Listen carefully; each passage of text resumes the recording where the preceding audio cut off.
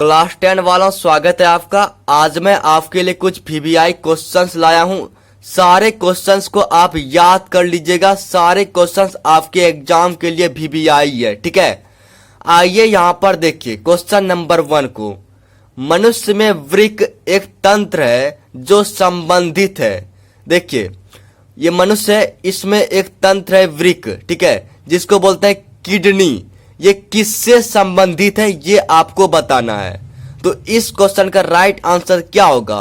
पोषण से, उत्सर्जन से, परिवहन से या फिर श्वसन से। देखिए ये जो वृक्क है ना, ये वृक्क उत्सर्जन से संबंधित है। इसको आप याद रखिएगा, ठीक है।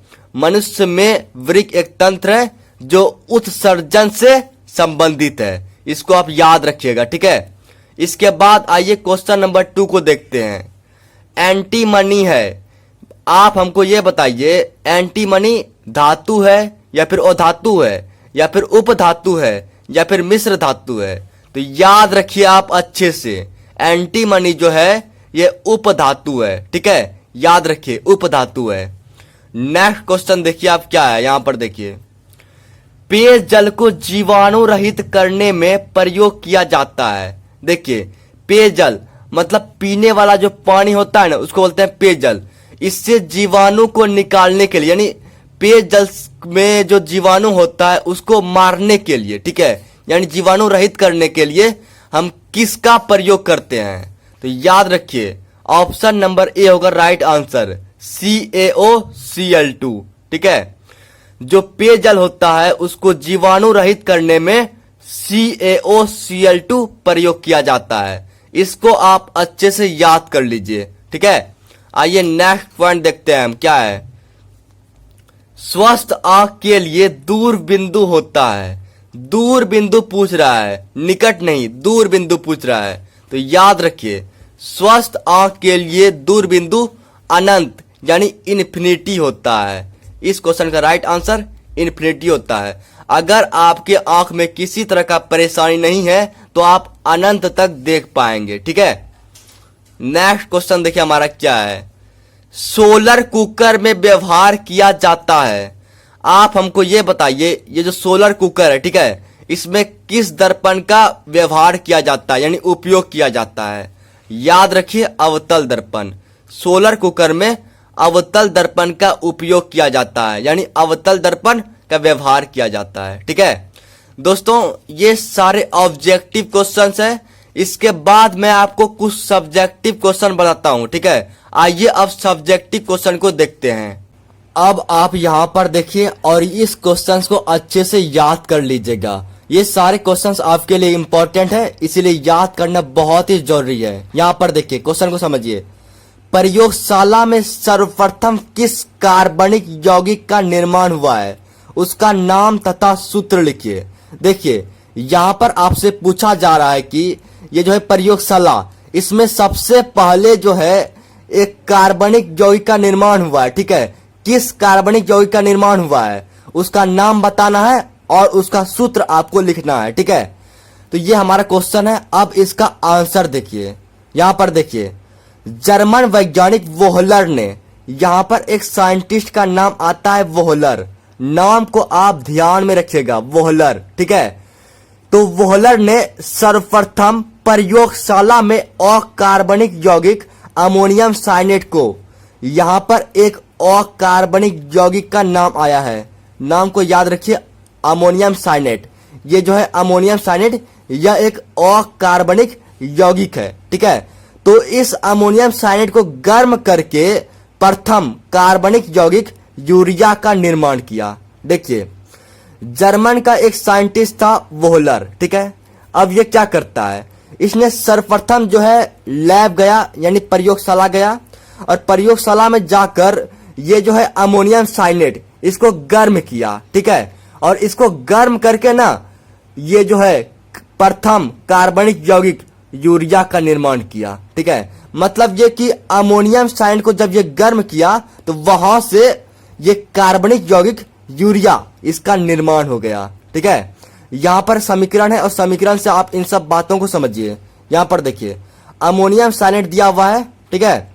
अमोनियम साइनेट का सूत्र होता है NH4CNO, ठीक है।